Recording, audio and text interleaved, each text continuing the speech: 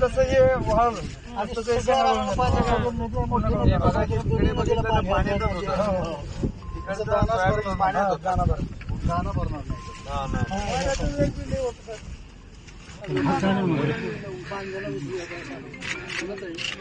आडवा कॅमेरा लावून आडवा कुठे गेला ते रोषा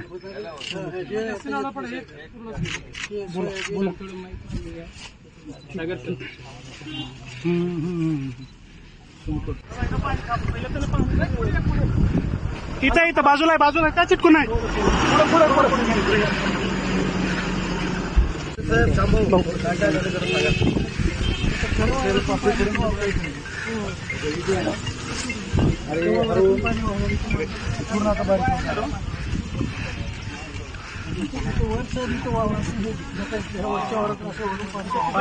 पाणी जास्त आलं मी लावतो नंतर लावतो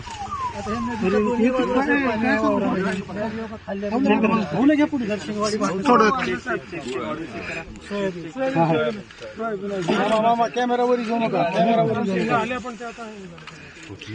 कॅमेरा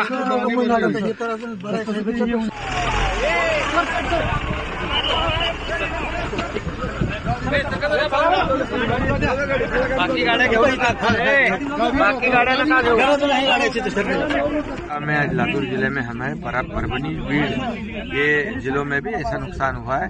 जैसे बारिश हुई तेज विभागीय आयुक्त और जिलाधिकारियों को हमने सूचित किया था कि जल्द से जल्द पंचनामे हो जाए और उनके जितना नुकसान हुआ है उसका अहवाल शासन को भेज दिया जाए। अभी इससे पहले भी जैसे सरकार किसानों के पीछे खड़ी रही है, हम नियम नॉर्म सब बाजू में रखकर किसानों के पीछे खड़े रहे अभी तक। ऐसे इस बार भी सोयाबीन की खेती का बहुत नुकसान हुआ है।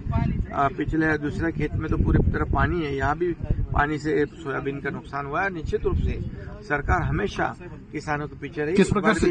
इस बार भी सरकार पहले तो पंचनामे होने उसके बाद अहवाल आने बाद कितना नुकसान हुआ है उसके बाद हम साधारण किती दिवसात पंचनामे पूर्ण होतील? युद्धपातळी होतील 2-3 दिवसामध्ये पाहणी केली आहे आणि विशेषतः सोयाबीनचं मोठं नुकसान आपल्याला पाहायला मिळत आहे।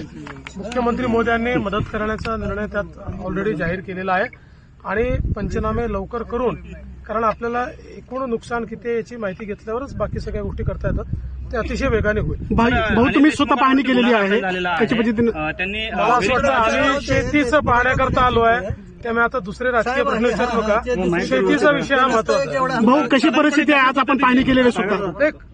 जसं सीएम साहेबांनी सांगितलं की पाण्याने मोठं नुकसान झालं आणि विशेषतः सोयाबीनचं मोठं नुकसान झालेलं। थँक्यू सीएम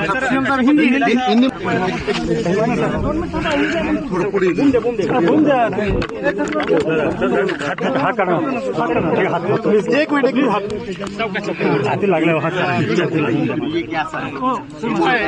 कॅमेरा मागे घ्या ना, थोडासा कॅमेरा पाठवून तुम्ही सरकार मागे ना, तुम्ही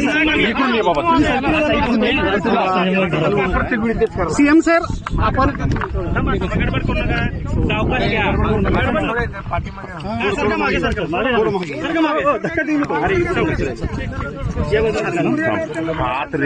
निशांत सर आपण लातूर जिल्ह्याच्या दौऱ्यावर 2 दिवसांपूर्वीच अतिवृष्टी झाली आहे, मोठ्या प्रमाणात मराठवाड्यामध्ये पाहणी केलेली आहे।